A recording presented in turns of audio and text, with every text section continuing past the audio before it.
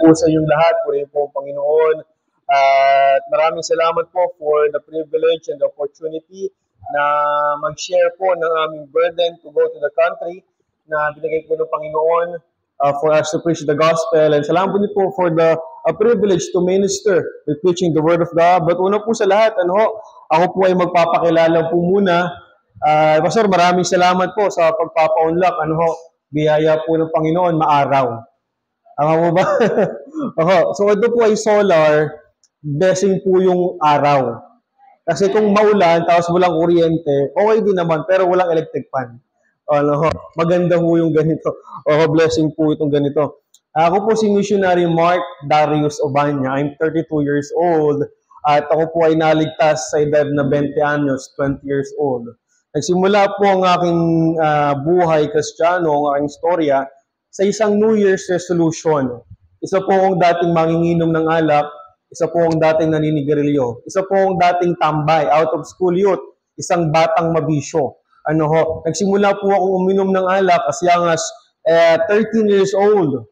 Can you just imagine, sa murang edad, 13 anyos, namulat po ako sa pag-iinom ng alak. Sino po may mga anak dito 13 years old? Bantayan niyo po yung anak niyo. Kasi sa edad na 13 years old, you just imagine mga kapatid, ako po ay nagsimulang uminom ng alak. Sa edad na 11 years old, yun naman po yung time na ako po ay nagsimulang manigarilyo. So sino po yung mga 11 years old dito? Bantayan niyo mas maigi ang anak ninyo. Alam niyo po mga kapatid, nagpatuloy yung buhay ko bilang isang tambay, bilang isang tao na lango sa bisyo for around 9 years of my life. Kaya ako naisip na parang kailangan ko magbago ng buhay dahil ako nga ay hindi naman pabata, ako ay patanda. So, if I were to have a family, kung ako ay magkakaroon ng buhay na may pamilya, sabi ko dati, dapat siguro wala na akong ganitong klaseng bisyo.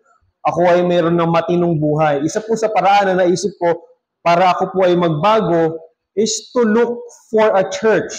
Dati po bilang isang unbeliever, hindi po ako religious person. I never like to attend churches. Even as a former Catholic, hindi po ako pala simba sa simbahan.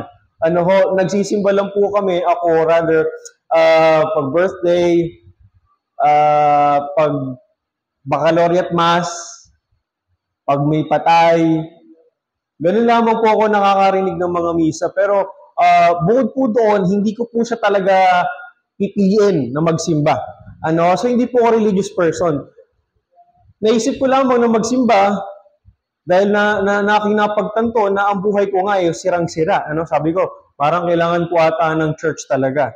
So sabi ko sa mga kaibigan ko, I can remember, yun po ay bagong taon, year-end ng 2012, habang nag-iinuman po kami. Alam niyo po kung familiar po kayo sa 2012, meron po dong parang propesiya na magugunaw ang mundo. So nag-iinuman kami. At salubungin natin ang paggunaw ng mundo na nag-iinuman. So sinalubong namin yung bagong taon na nag-iinuman.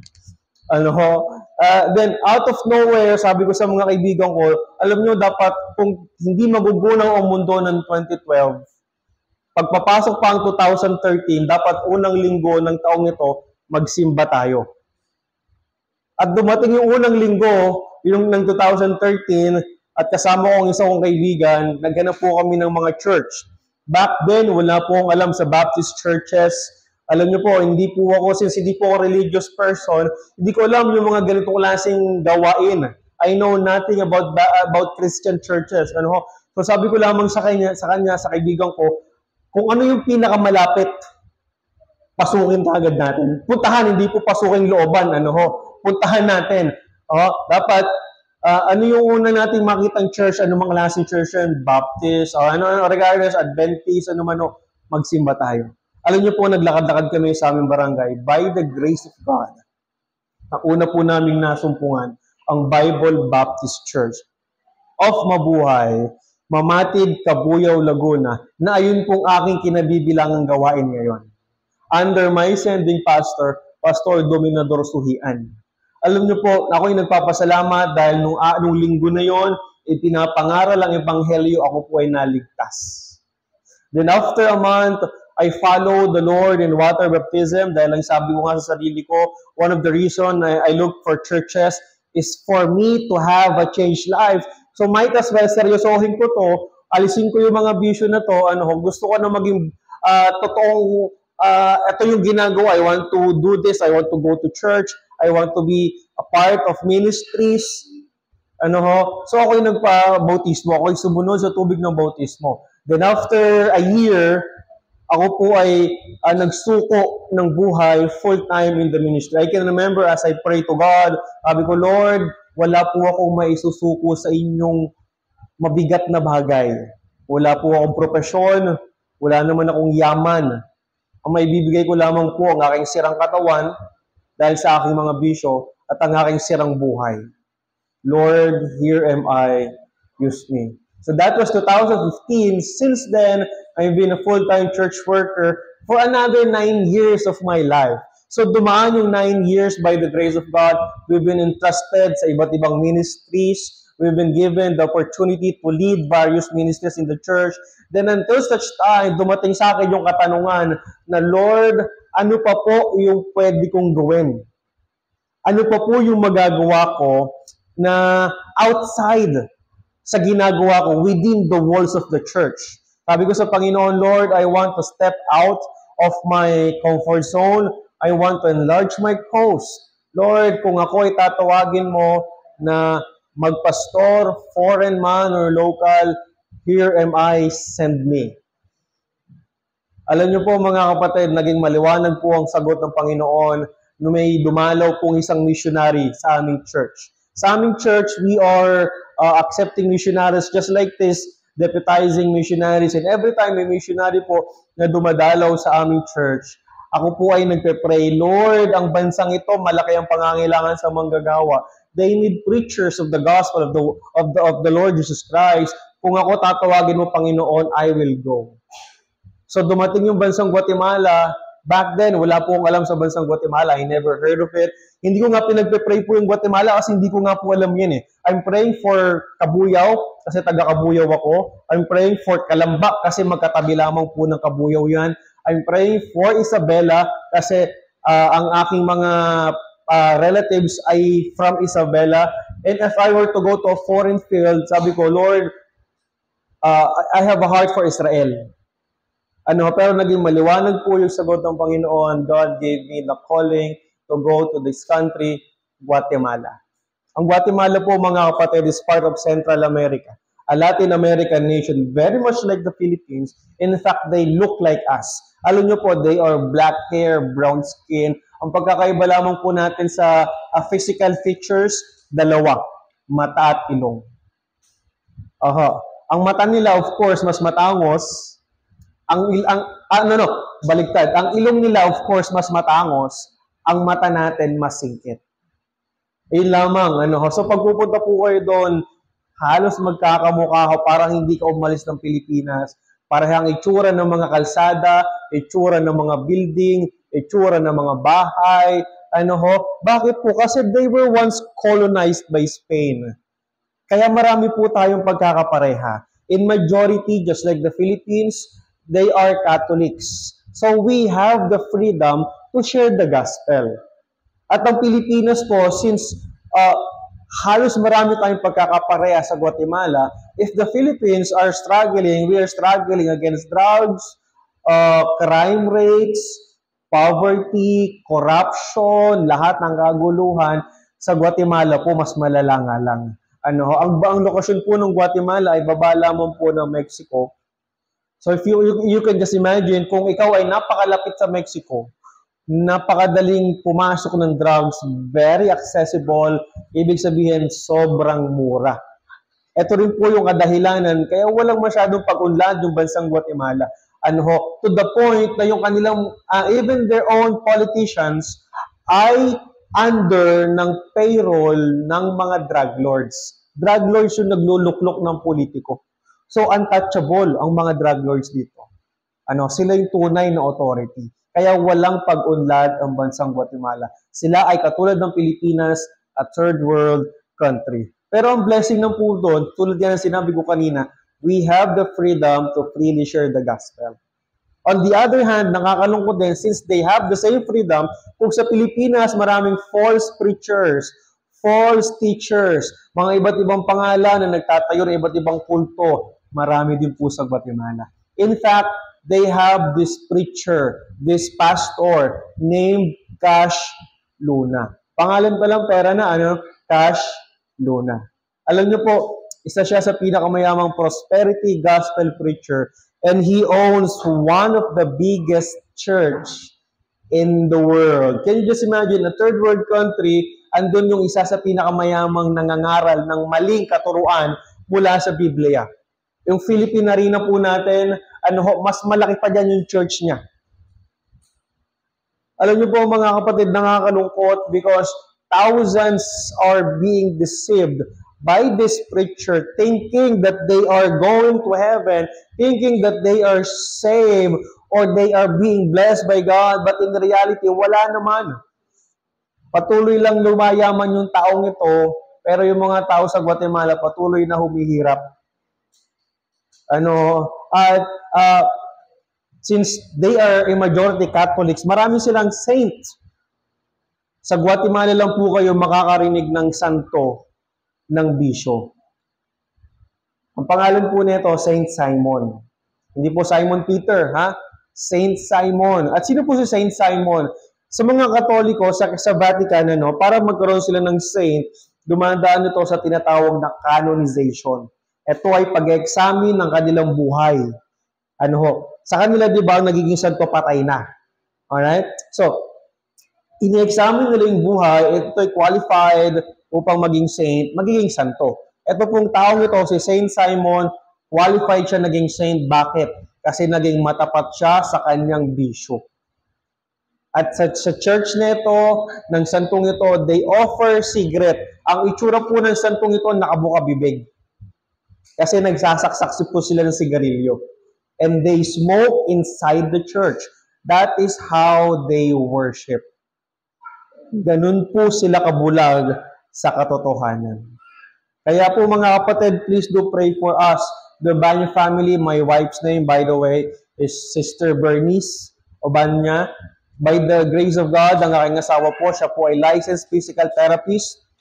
And at the same time, she just passed her LPT, nag-let po siya. By the grace of God, nakapasa po siya. So siya ngayon ay licensed physical therapist and an LPT. Lumawak po yung aming pwedeng magawa for the ministry. By the grace of God, in our baby's name, Miguel Aquila. A 2-year-old baby boy. Sa ngayon po, kung makikita nyo lamang siya, siya po ay malaking bata, pero hindi mo akalain siya pala ay premature.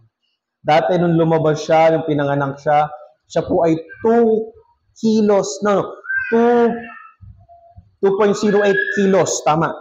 2.08 kilos. Napakagaan lamang po noon, pero ngayon po overweight na siya. By the grace of God. Anyway, maraming salamat po for the privilege. We are the Banyo family. Please do pray for us. It is my privilege to represent this church. And someday, mga kapatid, when we all get to heaven, makikita po natin yung fruits of our labor. Hindi lamang po mga Pilipino o Tagalog o Ingles ang magpapasalamat sa inyong kaluluwa dahil naligtas sila. Simply because of partnership. Someday, someone will talk to you in Spanish. Muchas gracias. Why? Hindi naman kayo nakarating ng bansang Guatemala. Simply because you partnered with the missionary. Naging party kayo upang maligtas ang mga kaluluwa ito. And it is our faith and goal to launch to our mission field this year. This year, please do pray for us. Goal po namin, whatever happens, by all means and at all costs, kahit ako lang muna ang magpunta. Ako lang muna ang magpunta. I will go to Guatemala. We will start a mission work. Mga kapatid, wala po kaming kilala sa Guatemala. We have no relatives, no one in Guatemala, but we have the Lord. So please do pray for us. Praying na itong bago matapos ang taong ito, makapagsimula po tayo ng ministeryo sa bansang Guatemala. Amen po ba? Maraming salamat po, and we are praying na baka meron po dito gustong sumama. Naghahanap po kami ng mga makakasamang manggagawa doon. Alam niyo po mga kapatid, ang Guatemala, they have around 19 million. Maliit lamang po yung populasyon nila, 19 million. Ano ho? Pero ang Baptist churches po doon, wala pang 100. Wala pang 100. Mga around 50 to 70 sa Baptist churches. Wala pa pong Filipino Baptist church doon. So, if God is willing, ano ho, makakapag-establish tayo doon ng church. And it is our goal not just to establish churches, but to train Guatemalans to be a missionary as well. Kung ang Pilipinas, posibleng naging mission-sending country, I do believe sa Guatemala someday, magiging mission-sending country din yan. With your prayers, magpapadala na tayo ng mga missionaryong Guatemala sa iba't ibang bansa. Amen po ba? It's a good prayer. Alam niyo po mga kapatid, are you now ready for the Word of God? Mainit po ba? Okay lang po yan. Ano ho? Maganda po minsan mainitan. Ano ho? Kasi pinagpapawisan. Oho. Kasi pag tayo naka-aircon, nakaupo ka lang, hindi ka pinagpapawisan, unhealthy yun. Eh maganda, kahit nakaupo ka, pinagpapawisan ka. Ano ho? Please go open your Bible on John chapter 4.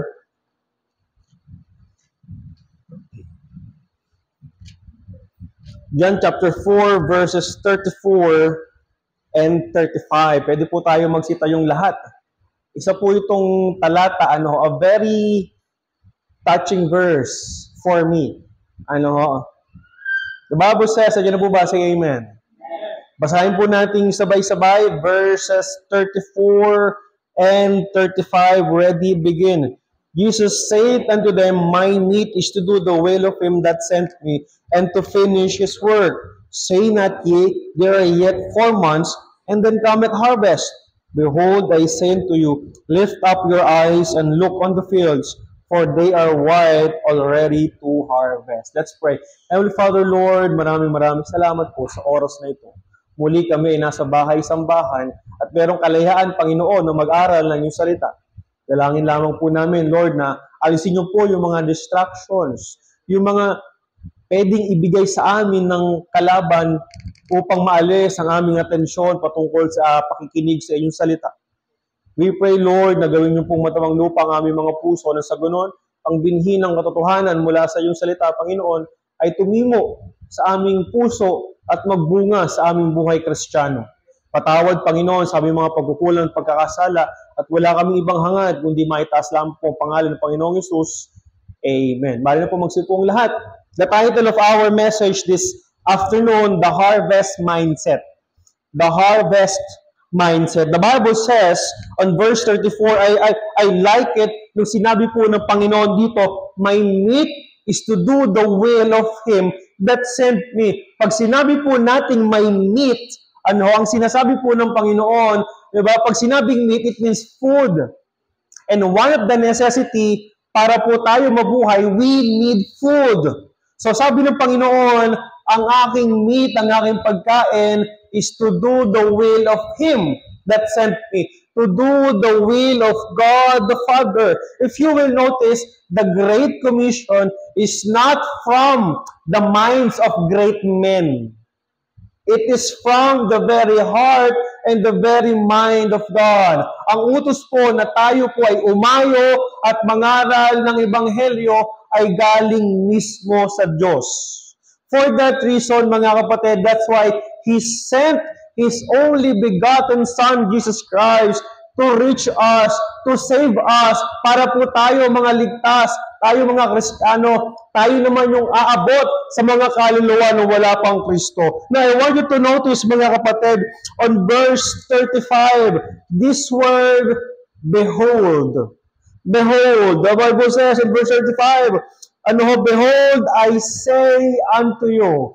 When we say behold, basically, ang ibig sabihin po niyan, stop, look, listen. Okay? Behold! Isabihin, tumigil ka muna sa ginagawa mo. Whatever you are doing, listen to the Word of God.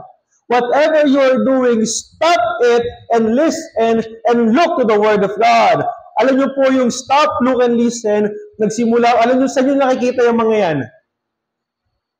Sa train station, sa mga riles, yung mga, yung signage na stop, look, and listen, ang istorya po niyan, isa yung winner. Ayun po yung nanalo sa competition. Nagpa-contest sila, ano ba yung pinakamagandang warning sign or signage na kung saan pag nakita ng mga tao at nabasa ng tao yan, sila talaga'y titigil. At ang nanalo nga, stop, look, and listen. So every time you hear or you read the word behold, basically the Bible is telling you na tumigil ka muna sa kung ano mang ginagawa mo and listen to the word of God. Sabi ng Panginoon, behold, I say unto you, lift up your eyes. Alam niyo po mga kapatid, in psychology, we have different mindsets. We have, in psychology, meron tayong 8 mindset. Yung unang mindset, sabi ng psychology, according to science, number 1, we have the business mindset. Ito po yung mga tao na mahilig mag-business. Kumbaga, whatever happens, dumaan man yung pandemya, sila yung nakaisip, magbebenta ng face mask. Di ba yung pandemic? Yung mga tao na walan ng trabaho, pero yung mga business mindset, nakahanap sila ng opportunity to make profit. Ito po yung business mindset. Number 2, yung confident mindset. Okay, ito naman yung tao na alam niya yung kaya niyang gawin and he have the confidence within himself na kaya ko to, ano man yung mangyari, I am positive. Ito yung confident mindset. Number 3, ito naman yung tinatawag na creative mindset. Ito po yung mindset na kung saan lagi siyang may bagong naiisip. Pagkausap mo siya, if you were to ask a person with creative mindset, ito yung laging merong bagong iipapakita sa'yo. Parang magandang gawin ito Ito kaya yung subukan natin. Laging merong ito yung mga artistic. Laging nakakaisip ng alternative ways. Pang-apat, ito naman yung growth mindset. Okay? Ito po yung kaisipan na laging naghahanap ng ikalalago. And I do believe as a Christian, we need to have a growth mindset. Amen po ba? We need to develop a growth mindset because I do believe if you are truly saved, ikaw ay dapat lumalago sa Panginoon. Lumalago ka sa Kanyang salita. Lumalago ka sa pagkakakilala mo kay Kristo. How well do you know the Lord Jesus Christ? Ano ba yung alam mo sa Kanya? How well do you know the Scriptures? How well do you know your doctrines? We need to grow. Alam niyo po mga kapatid, one of a verse na nagtuturo po sa atin, in Hebrews chapter 5, verse 12. I want you to look on this verse kasi napakaganda po rin sinabi ng writer ng book of Hebrews chapter 5, verse 12. The Bible says, For the time, ye ought to be teachers. Ye have need that one teach you again, which be the first principles of the oracles of God, and are become such as have need of milk, and not of strong meat. Ano po yung ibig sabihin po nito? Yung sinasabi ng author, ng writer ng Book of Hebrews, kayong mga tao kayo, na sana kayo, imbis na kayo na yung nagtuturo, kayo na sana yung mga teachers, kayo na sana yung mga nagde-disciple, kayo na sana yung nagbibigay ng mga advices sa mga kapwa Kristiyano. Ngayon, hindi ganun yung nangyayari. Imbis na sana strong meat ang inyong kailangan, ang hanggang ngayon, ang kailangan nyo pa din milk. Ang kinakausap niya dito, yung mga matatanda na, yung mga matatandang Kristiyano, for myself, I've been a Christian for more than 10 years. So as a 10-year-old Christian, I should have a growth of a 10-year-old Christian. Hindi naman po, di ba, na maganda na makita, for example, sino po yung mga baby dito? Ako po, may anak ako, 2 years old. Si ma'am, nakita ko, nagbubuhat ng baby doon sa labas. Ang cute po ng baby talaga, Imagine niyo na lamang yung baby ninyo. nakarga-karga ninyo. Ang cute tignan, di ba? Kasi maliit pa siya eh. Di ba? 1 year old, a few months old, 2 years old, yung mga binubuhat na ganyan.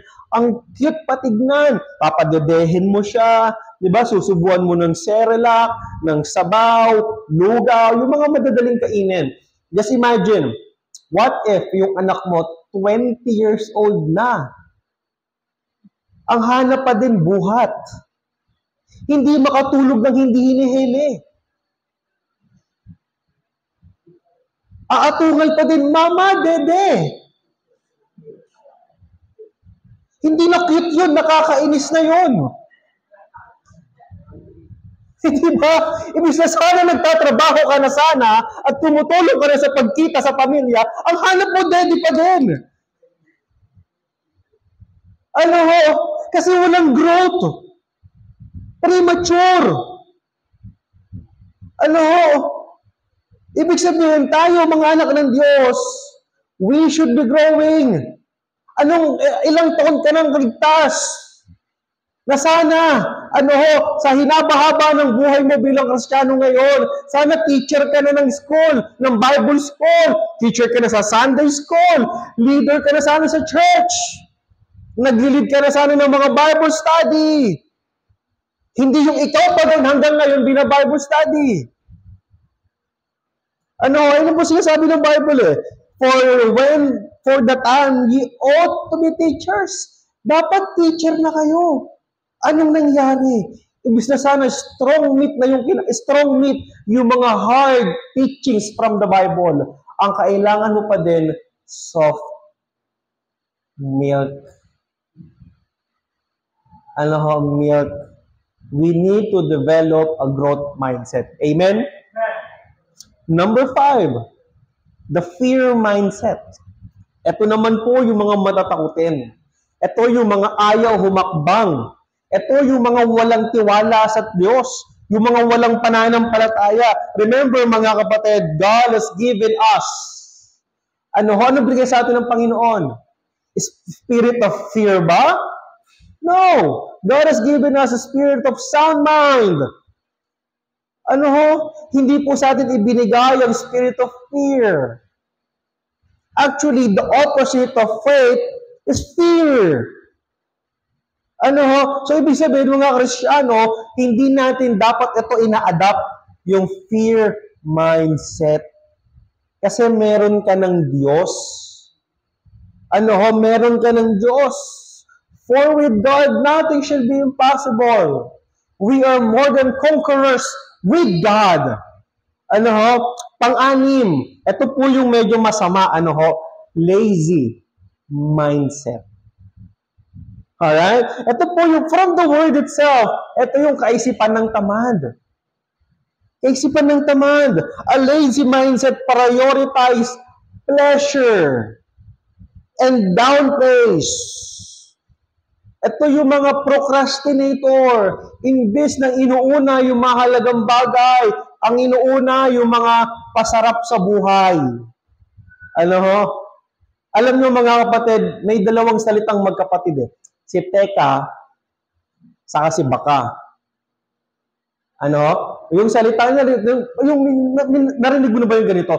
Yung binigyan mo ng task yung isang tao, sabi sa'yo, teka lang.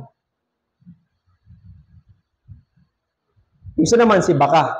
Binigyan mo siya ng task, kasi sir, baka ganito eh. Magkapatid yan eh. Yung isa, si Teka, saka si Baka. Si Baka, anong wala kay Baka? Faith. Sabi, meron siyang fear. Meron siyang fear. May hinahanap ako sa Bible ko eh. Ayun. Pag sinabi natin teka, it means delay. Saka ako na gagawin yan. Teka lang, tinatapos ko ba yung game ko? Sino nakaka-relate doon? Yung mga magulang, thank you very much. Yung mga magulang, mag-uutos sa mga anak, ang sagot ng mga anak, wait lang ma, bakit nak? Hindi pa tapos yung game namin. Teka lang ma, nanonood pa ako, walang commercial to. Teka means delay. Si baka naman means disbelief. Ito yung mga bagay na dapat wala po sa atin. Now, I want you to notice 2 Thessalonians chapter 3 verse 10. 2 Thessalonians chapter 3 verse 10. Ilan po yung mga YP natin dito? I just wanna know. YP. YP. Kabataan. Di ba kayo YP? Parang nagdalawang isip. YP ba ako? Ay, yung mga nagtatrabaho naman, working class. Working class. Okay. 2 Thessalonians chapter 3 verse 10. Ito hard meat ito mga kapatid ha. Ito yung isa sa mga hard meat from the Bible. For even when we were with you, this we commanded you.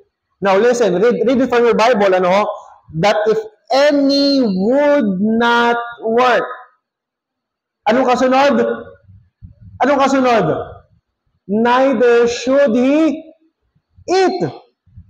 Ibig sabihin, pag yung tamad, ayaw kumilos, huwag niyong pakainin. Diba? Diba? Hindi po ba? Salita po ng Bible, salita po ng Diyos yan, Pag ayaw magtrabaho, huwag kumain. Okay? Pag ayaw magtrabaho, huwag kumain. Alam niyo po, bilang mga Kristiyano, wala po dapat ditong batugan. Bilang mga Kristiyano, alam niyo po nakakahiyang ugali ng Kristiyano, tamad.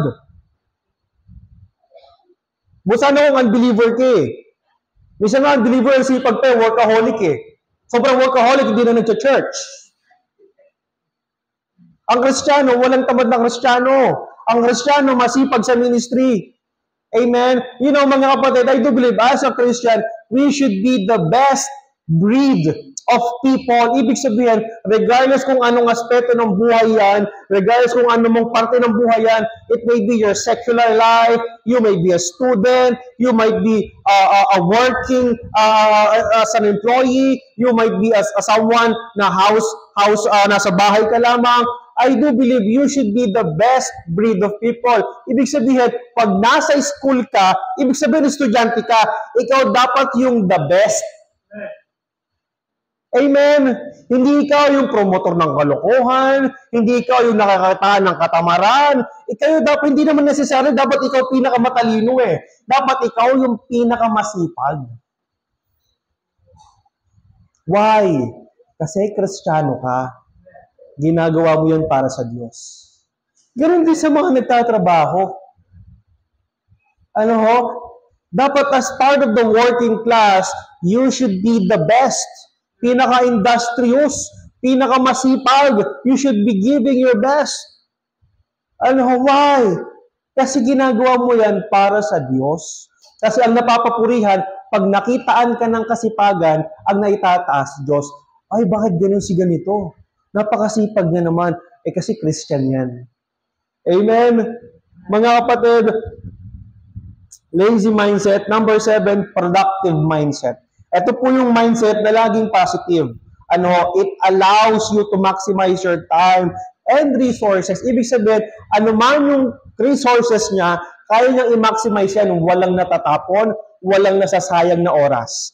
Number 8, ito yung last, from our mindset, social mindset. Ito po yung kaisipan, yung mindset ng isang tao na kaya niya makipag-socialize. Introvert. Extrovert. Kumbaga, he can make friends. They can make friends. Yung tipong pag nakakausap mo, nakatabi mo lamang, kakausapin ka na yan. And I do believe this is a good characteristic of a Christian. Why? Kasi po tayo mga Kristiyano, how can we share the gospel kung hindi ka marunong magsalita? Kung hindi ka marunong humarap sa tao? Kung hindi mo kayang kumatok sa mga bahay? If for example, you are sitting outside or you might be sitting doon sa jeep, sa jeep magkakatabi kayo, di ba? Pag ikaw wala kang social mindset, hindi mo kakausapin yung tao na yan just to give them a tract or to tell them about Jesus Christ, you will not say anything. Kasi hindi ka sociable eh. Tahimik ka lang. I do believe as a Christian, we should develop a social mindset. It allows you to communicate.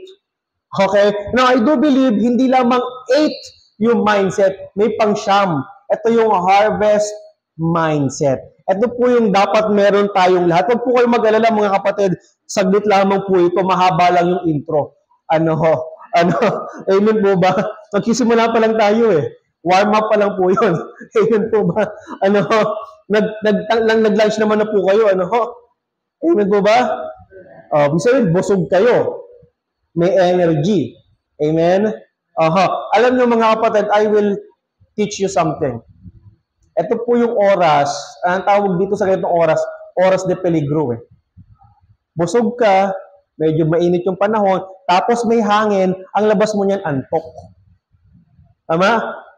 Meron pong susi dyan, o sagot dyan, para yung antok mo mawala. Okay, hindi mo maaalis yung pwede kang antukin eh, pero pwede mong labanan yan. Okay, here's the thing. Pag inaantok ka, ibig sabihin may inaantok ding iba. Tama? Hindi pwedeng ikaw lang inaantok. Lahat kayo probably inaantok. Ang gagawin mo, maghahanap ka ng mas inaantok sa'yo. Yung tipong pipikit-pikit. O yung kala mo nagpe-pray. Oo. Pag nakakita ka ng ganun, matatawa ka. Mawawala antok mo. O, diba? Effective po yan mga kapatid, ilang beses kong ginagawa yan. Oo. Anyway, number 1. Amen. Number 1, the Bible says, on John chapter 4, verse 35, it says there, on the last phrase, for they are white already to harvest. Jesus Christ just described what is the reality of the harvest. Ipinakita ng Panginoon sa mga disipulo, ito yung realidad, ito yung nangyayari ngayon. Sila ay white already to harvest. Number 1, as someone who have a harvest mentality, you should know, number 1, the description. Dinescribe ng Panginoong Yesus yung meron sa ubasan, yung meron sa harvest, ito ay ready ng anihin. Ready na. Alam nyo mga kapatid, sinabi ng Panginoon ito 2,000 years ago. 2,000 years ago, the harvest ay ready na. Ano pa po sa panahon natin ngayon? Ibig sabihin, sa panahon natin ngayon, yung harvest overripe na. Yung tipong alugin mo na lang, babagsak na. Ang kailangan mo na lamang gawin, kumilos. You just need to move. You just need to do something. Ang sabi po sa Jeremiah chapter 8 verse 20, I want you to look on your Bible, mga kapatid. Jeremiah chapter 8 verse 20, the Bible says, the harvest is past. And this is the truth. Alam niyo po mga kapatid, we do not have all the time. The Great Commission will come to pass. Hindi po habang buhay, meron tayong opportunity to share the gospel. Mawawala po yan, mauubos po yan. Let me remind you, your time is running out. Amen? Your time is running out. Ikaw, hindi ka naman immortal. Ikaw ay mamamatay din. Ibig sabihin, kung ikaw mamamatay ka din, ano pa sila na walang Kristo? Lahat tayo mamamatay. But the only difference is this. You know the gospel. You know Jesus Christ. Pero sila hindi nila alam. Who will tell them? Kaya sabi po, the harvest is past, the summer is ended. Ano sabi ng mga Hebrews, mga Israelita? We are not saved. Hindi ba nakakalungkot na bigkasin ito ng mga kaluluwa sa impyerno na they are not saved because no one reached out to them, no one told them about the gospel, no one shared them about the Lord Jesus Christ. Alam niyo po mga kapatid, let me remind you the very existence of a church. Why do we establish churches? Why do we send missionaries? For this very reason, to reach them with the gospel. Kaya po merong church dito sa lugar na ito, specifically here in Brookside Subdivision to, di ba? Here in Brookside Subdivision, ibig sabihin, God has given you the responsibility to every souls here in this subdivision na dapat po sila ma-reach out, na dapat sila maabot ng gospel, na dapat sila makarinig na merong Kristo na namatay para sa kanila. And let me tell you this, every soul that will die without Jesus Christ, their blood is on our hands. May kakilala ka nang namatay na alam mong walang Kristo? May kakilala ka na bang namatay na alam mo hindi saved? Ako marami. Their blood is on our hands. We have the accountability for their blood. We have the accountability for their soul. Why? Kasi kilala natin sila. Tayo, ligtas sila, hindi. Who will tell them about the gospel? Who will tell them about Jesus Christ? Wala na po iba kundi tayo. Sino po dito may kamag-anak hindi pa saved? Amen. Sino po dito ang merong kamag-anak o probably naligtas po kayo, Sir, ilan taong na na-save? 4 years ago. 5 years ago. Ilan taong ka na ngayon? 30. 31. Parang nalito ka pa dun. So, sabihin mo na lang 30 para di ako mahirapang mag-minus. Let's say you got saved around 24 to 25 years old. Alright? 24, 25, 26, whatever. Alright? So, nasligtas ka around 25. You have your relatives who died before you got saved. Tama? They are not saved. Tama? Nasaan po sila ngayon? Hell.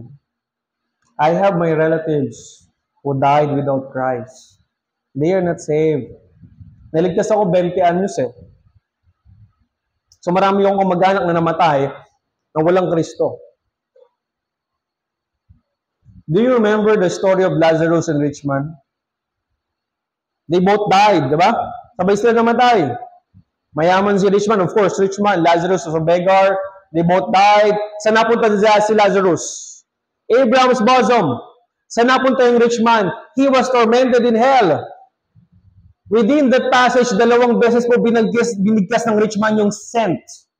Una, sabi niya kay Abraham, Abraham, can you send Lazarus to dip the tip of his finger in water and cool my tongue? Sabi niya, pwede mo bang ipadala si Lazarus dito upang mapatakan man lang ng tubig yung aking dila? Kasi I am tormented of these flames. Sabi ni Abraham, hindi pwede. Merong great gulf fix. Hindi pwede lumagpas. Kami hindi pwede pumunta dyan. Kayo hindi pwede pumunta dito. It's impossible. Ibig sabihin, whoever goes in hell, stays in hell. Amen? There's no turning back. It's an eternal life of punishment. That is hell. Now, sabi nung rich man, bawal pumunta si Lazarus dito. Sige, kung si Lazarus bawal pumunta dito sa impyerno, baka naman pwede niyang puntahan yung bahay ng tatay ko. Why? For I have 5 brethren. Meron pa pala siyang 5 kapatid na buhay. And he is shouting for Lazarus, Lazarus, puntahan mo yan, maniniwala yan pag nakita nila ang isang kaluluwa. Pag may nakita silang isang patay na nabuhay muli, they will believe. Sabi ni Abraham, no. They have Moses and the prophets. They have the Bible. Let me tell you this. If you have your relatives na alam mong hindi saved at namatay, they are shouting for you today to tell you, go to your relatives, go to your special someone, go to them and tell them about Jesus Christ. They are shouting for you na gawin mo yung trabaho mo bilang kasang Kristiyano. Pababi sa pag-uwi mo sa bahay mo, meron pang undeliver dyan. Tell them about Jesus Christ today. Don't waste time. I do not know. It might be your mother, your father, your brother, your sister, your cousins, tito, tita. Tell them about the gospel. We are running out of time. Ayan po yung harvest mentality. You are against time. Number 2, sabi po ng Bible, lift up your eyes. Number 2, a harvest mentality knows that there will be distractions. Number 2, distractions. This mindset knows na merong darating at darating na mag-aalis ng focus mo. Let me tell you this, alam niyo po, naalala niyo si Peter when he walked on water? The story begins with this. Jesus Christ, sabi niya, mauna na kayo, maglayag na kayo, mag-stay muna ako dito. Din sila habang nasa kalagitnaan ng dagat, naglalayag sila, si Jesus Christ naglalakad sa tubig, papunta sa kanila. Yung mga disipulo, they are afraid. Natakot sila, ano to? Sino to? Isa siyang multo. Sabi ni Peter, sabi ng Panginoong Hesus, hindi ako multo, ako ito. Sabi ni Peter, kung tunay kang ikaw yan, ikaw talaga ang Panginoong Hesus, palakarin mo din ako ng tubig. On Matthew chapter 14, verse 28 to 31, I want you to focus on verse 29. Matthew chapter 14, verse 29. It always bugs me. Paano si Peter nakalakad sa tubig? It's impossible. You cannot walk on water. Meron siyang tinungtungan. Merong ginawa ang Panginoon na pwede niyang matungtungan. I want you to notice in verse 29, how did Peter walk on water? Saan siya naglakad? Sabi ng verse 29, and he said, Jesus Christ says, come. Come. And what happens next? Peter was come down of the ship. He walked on water. Saan humakbang si Peter? Doon sa salita ng Panginoon. Doon sa pananampalataya niya. Sabi ng Panginoon, halika Peter! Pinanampalatayaan ni Peter yon. Naniwala siya na siya yung makakalakas sa tubig. Ayun nagpalakad sa kanya sa tubig. He stepped trusting on the Word of God. Nakapaglakad siya sa tubig. Alright? Halfway papunta sa Panginoong Hesus. Verse 30, he saw a boisterous wind. Nakakita siya. Alam niyo po mga kapatid, hindi mo makikita ang hangin. Hindi mo makikita. Ang nakita ni Peter, yung pagaspas ng alon. And what happens next? He was afraid. Fear mindset. What happens to Peter nung nagkaroon siya ng takot niya? He began to sink. Ibig sabihin, bilang mga Kristiyano, pag ang ating pananampalataya ay manglulupay-ay, pag tayo ay manghihina sa ating pananampalataya at magsisimula ka ng matakot, you are beginning to sink. Okay? What happened to Peter? He was distracted. Kanina, nakatingin siya sa Panginoong Hesus, kaya siya nakakapaglakad. Yung pagtingin niya sa Panginoong Hesus na baling doon sa malakas na hangin, nawala yung focus niya sa Panginoong Hesus. Let me ask you one thing. Kanino ka nakafocus ngayon? Yung buhay mo, saan nakafocus yan? Ano yung focus ng buhay mo today? Ano yung focus ng buhay mo this past few days, this past few weeks, this past few years? Ano yung focus ng buhay mo? Are we just focused about our financials, about our job, about our money, about our businesses, about our work? Let me tell you this, baka wala po sa isip natin yung mga kaluluwang namamatay ng walang Kristo. God is telling us to look on the fields. That is our focus. Alam niyo po yung battle ng Kristiyano ngayon, dalawa lang. Important things versus most important thing. Naintindihan po natin yun? The devil is so wise. Gagawin kanyang busy. Hindi mo na magagawa yung most important thing because you are so busy doing unimportant thing. What is the most important thing? Lost souls of men. Amen?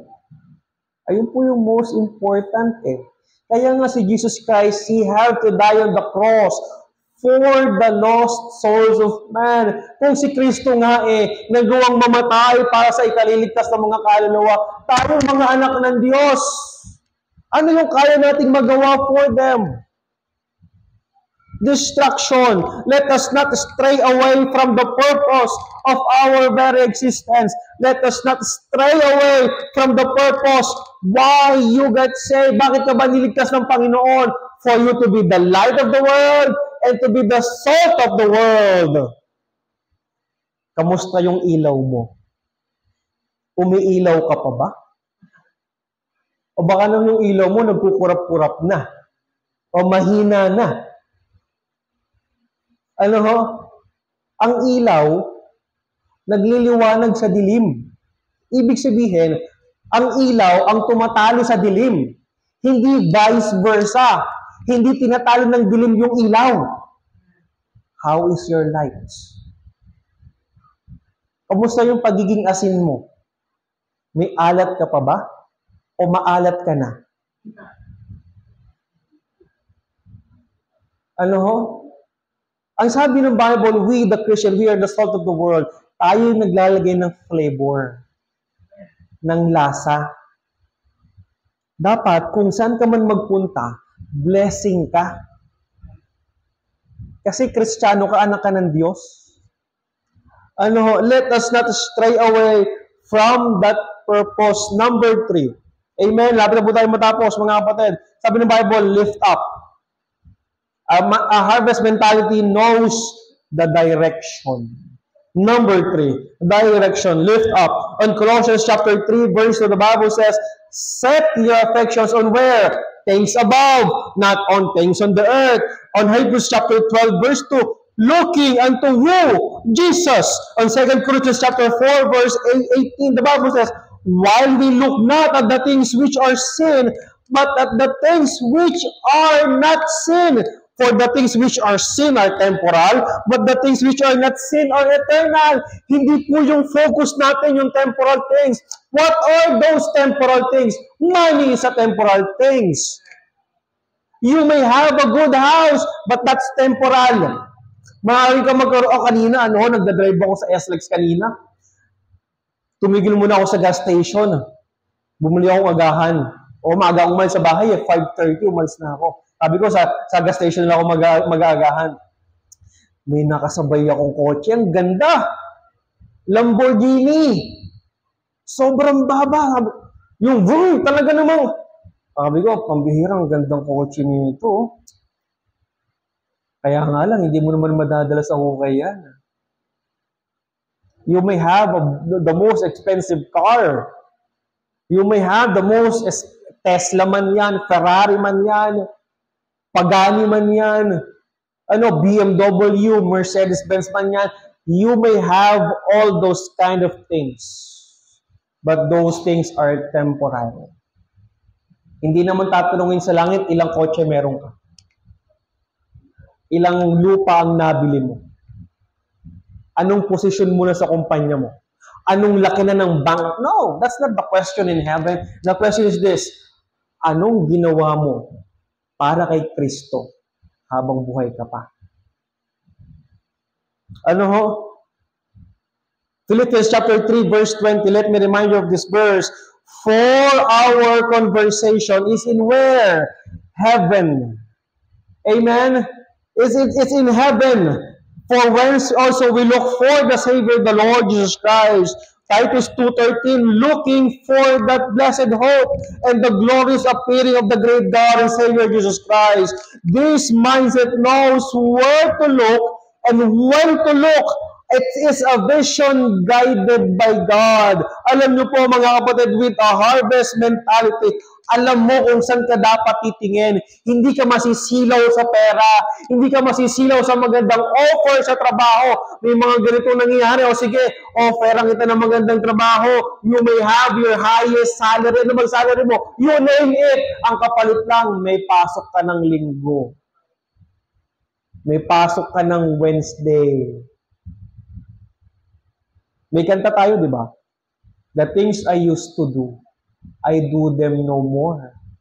Naging applicable siya sa'yo, baliktad nga lang. Dati you are part of the ministries. You can sing in the choir. You can do various ministries inside the church.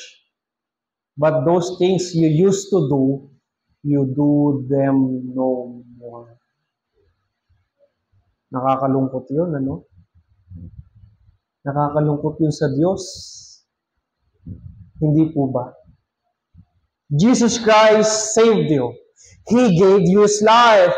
He gave you the life you have today. Ano man po yung meron tayo ngayon, it's all because of the grace of God. Whatever you have today, whatever value you have today, it is for the glory of God.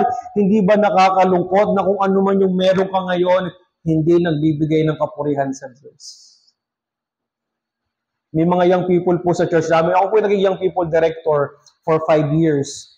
I've witnessed young people, starting as a child, nagsimula sila sa juniors, nag-level up, of course, they are growing up, as elementary, junior high, senior high, nag-college, I witnessed young people na talagang nagiging faithful sa ministry as a child, as a young person. They are so inspired, they are so inflamed pagdating sa paglilingkod, laging present.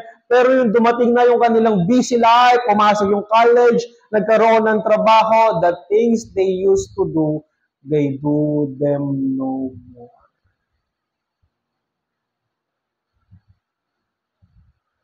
Di ba nakakalungkot yun? God answered your prayers. Minsan di ba may prayer request? Sana po makapasa ako sa ganitong school. Binigay ng Diyos, nakapasa ka. Anong naging kapalit? Nawala ka sa ministry. Iniisip ko yung ganung mga nangyari. Nasasaktan ako. Nakakaya sa Diyos. Lord, you gave me your life. Yung oras ko, hindi ko maibigay. Sunday attendance, hindi ko maibigay. Meron tayong 7 days a week. Yung isang araw, hindi ko maibigay. But Jesus Christ gave a life.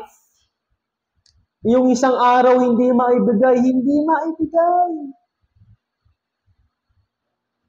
Mga kapatid, if you will set your focus, if you will set your vision to God, magiging maayos po ang ating paglilingkod. Last one. Amen? Last one. So the Bible says, look on the fields. Look on the fields. This mindset knows what to do. This mindset knows na wherever you may go, anuman yung lugar na mapuntahan mo, you will always have something to do. You need to preach Jesus Christ. Alam niyo po mga kapatid, may mga pagkakataon na pag yung Kristiyano napunta sa malayong lugar, na walang mga Kristyan, na walang Baptist church, hindi na rin siya Kristyan. This mindset knows what to do. Number 4, declaration. You need to declare Jesus Christ whatever happens. Wherever you are, saan ka man mapadpad. Alam niyo mga kapatid, let me ask you a personal question. When was the last time you shared the gospel? When? Kanino? Kanino? Balik tayo sa mga kamag-anak natin. Ayun yung pinakamalapit eh. Alright? Minsan sinasabi natin, they will not listen to me kasi kilala nila ako. Diba? Ayun yung takot natin eh. That's why we cannot share the gospel to them because we have the fear na hindi sila maniniwala sa atin because they know us. But did you know, that is the best reason you must share the gospel to them kasi kilala ka nila. Because they know you, they will notice a difference once you got saved. They will notice na ikaw nagbabago yung buhay mo because they know you, probably some Christian, they are lazy before, but now that you get saved, ikaw ay masipag na. Nung ikaw dating hindi ka pa saved, palamura ka, but ngayon, ikaw sobrang galang mo na, hindi ka na bastos magsalita. They will notice that. At pag napansin nila yon, you can share the gospel to them. Alam niyo kung bakit minsan nakakaya mag-share ng gospel? Kasi pag uwi natin sa bahay natin, nakakalimutan natin, Kristiyano nga pala tayo. Kasabay ng paghubad natin ng ating mga magagandang damit, hinubad din natin yung ating magiging Kristiyano. Bakit? Kasi yung bahay natin, comfort zone natin yan, we can be whatever we want to be. Kaya nga lang, most of the time, hindi tayo naging Kristiyano sa bahay natin. Kaya yung mga unbelieving relatives natin, they cannot believe on the word na ating ipapangaral sa kanila. Why? Hindi nila makita sa atin. I-invite mo ako sa church, dito naman sa bahay, hindi kita makitaan ng kabutihan. Yung mga young people, I remember some young people in our church, they have a problem with their family. They are being persecuted, they say that they are being persecuted, hindi sila pinapayagang mag-church. Yung inaral ko, bakit ganon? Bakit itong mga tao, bakit itong mga kabataang ito, they feel persecuted by their parents? Inimbestigahan ko ngayon, I visited them, I asked their parents, as I talked to them, I realized, hindi naman sila persecuted. Hindi lang talaga naniniwala yung parent nila sa kanila. Why? Kasi yung mga young people sa church, napakasipag, sa church, napakagaling. Pagdating sa bahay, wala namang ginagawa. Hindi mautusan, wala pang magandang masabi sa mga magulang. Tapos yung mga bata, invite yung mga magulang na sa church, they will not believe. At ang sasabihin pa ng magulang, huwag ka na mag-church dyan. Lagi kang wala sa bahay, hindi ka maasahan dito. Problema yun. Amen. If you want your relatives to be saved, ipakita mong ligtas ka. Ang pagiging Kristiyano, hindi lang sa loob ng church. More importantly, ang pagiging Kristiyano nakikita sa labas. We should be lights. We should shine. Nakikita po sa ating buhay, pag pinagsama-sama yung mga tao dyan, you will be identified as a Christian. Kaya ultimo sa pananamit po natin, dapat iba. How can we be a Christian if we will dress like them? How can we tell them that about Jesus Christ na ako po ay Kristiyano pero ang suot mo kapareha naman nila? The things they do, ginagawa mo din. So how can you tell them about Jesus Christ? Sesiran mo kong Bible, kasama ito sa inuman. Sesiran mo kong Bible, pareha tayo nagkakating sa school. Invite mo ako sa church, pareha tayo nagkokopyahan. Yung individual exam, ginagawa natin groupings. Ginagawa natin teamwork. Mga kapatid, if we are serious about the Great Commission, kasama po niyan yung pagtatama ng ating buhay. If you want souls getting saved, o pag gusto mo makakita ng mga kaluwang naliligtas, simulan mo sa pagbabago ng buhay. Amen? Do it for them. Do it for the glory of God. I remember a song. Kamusta tayo? Magala. Who knows the song, My House is Full, but my field is empty? Hindi ko po kakantahin kasi hindi po ako magaling kumanta. Pag kinanta ko to, baka mawala yung essence ng kante. So, basahin ko na lang parang tula. Sabi po ng unang verse, there is peace and contentment in my Father's house today. At ayun naman katotohanan, diba? Inside the church. There's peace and contentment. This is where we want to be. Inside the church, diba? You can sit comfortably. You will just listen to the Word of God. Lots of food on the table. No one turned away. Diba? We are feasting in the Word of God. And as a Baptist, saan tayo kilala? Mahilig sa pagkain. Diba? Every fellowship, dapat may food. Amen? Kape, sino mahilig magkape? Kahit kwentuhan lang yan, dapat may kape yan. Pag naging tatlo yan, dapat may merienda na yan. We love food. There is singing, laughter, masaya pong fellowship ng mga Kristiyano, di ba? Amen? But here's the thing. But the hush comes the singing as the Father sadly cries. Sabi ng Diyos, my house is full. Andito tayo sa church. But here's the problem. My field is empty. Walang kumikilo sa labas. Who shall go and work for me today? It seems my children all want to stay around my table, but no one wants to work in my field. No one wants to work in my field. Here's the last part. Sinortcut ko na lang. Ito yung last verse. Souls are crying, men are dying. Won't you lead them to the cross? Go and find them. Help to win them. Win the lost at any cost. Again, the problem. But no one wants to work in my field. No one wants to work in my field. I will just read to you the verse in Mark chapter 16, verse 15. The Bible says, and he said unto them, go ye into all the world and preach the gospel to every creature. This is a very clear command from God. You know, the Great Commission is not a request from God. It is not a suggestion from the Lord. It is a command from God Himself. And as Christians, we are ordered to complete this task. We are ordered to comply, to say yes to this. Alam niyo po mga kapatid, there's no excuse for us not to do the Great Commission. There's no excuse. Hindi mo pwede sabihin na busy po ako. Ang problema, busy ka. Ayun mismo ang problema. You know what? Naisip ko lang, sabihin ng busy.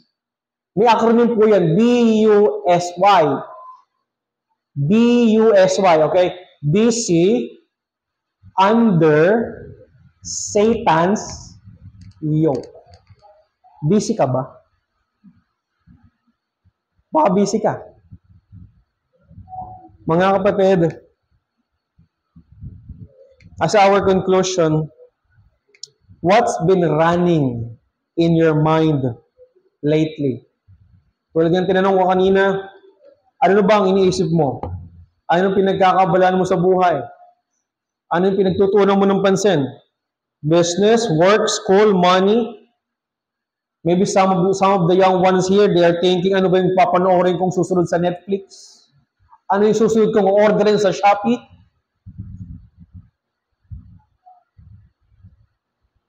Naisip niyo pa ba yung mga kaluluwa? Naisip niyo pa ba yung mga kaluluwa na pwedeng mamatay anytime without Christ? Naisip niyo ba yung mga mahal sa buhay?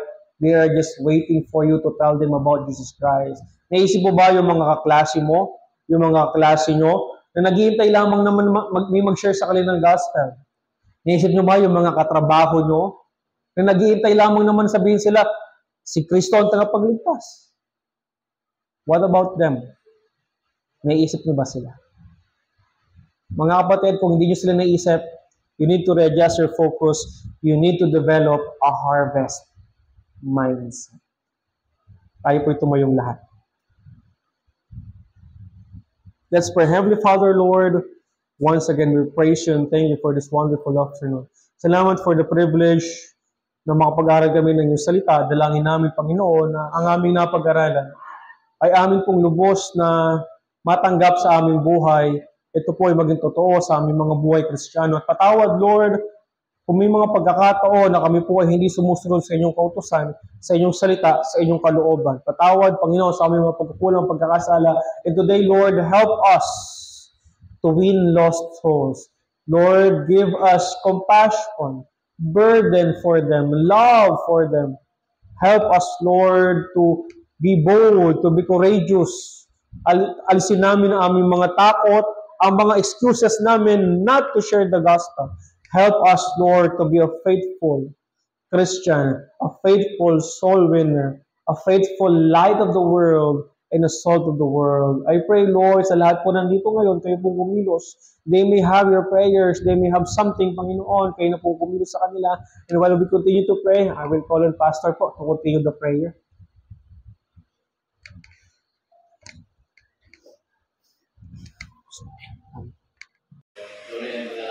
Our gracious and dear Father, we thank you so much sa Sunday. At din sa hero, ginamit ko sa hapon.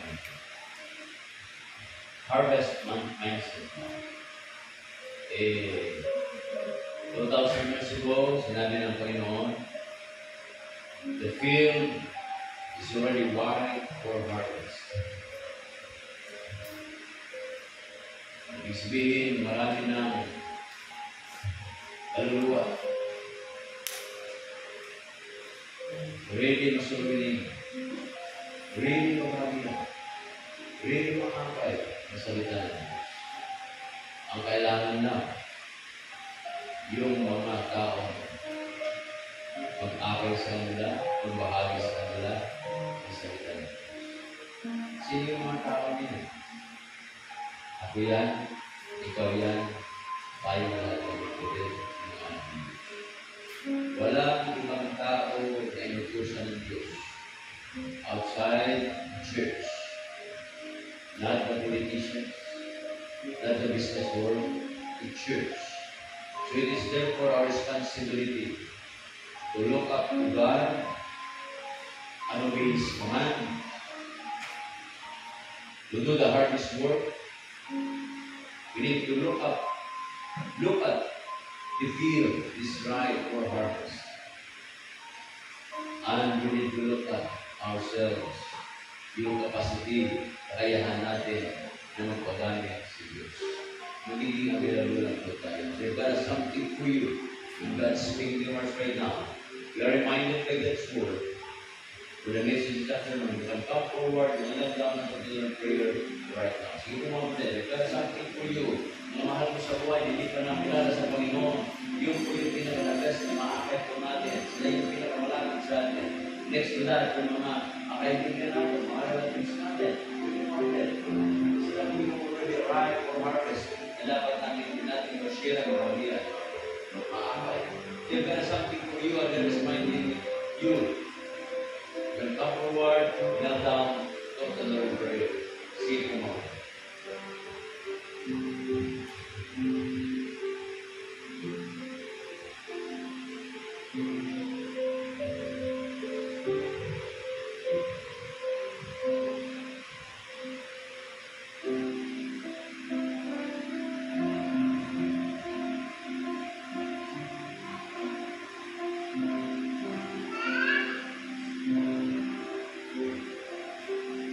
Salamat sa mensahe at mensahe din namin ng Diyos, hapon ito.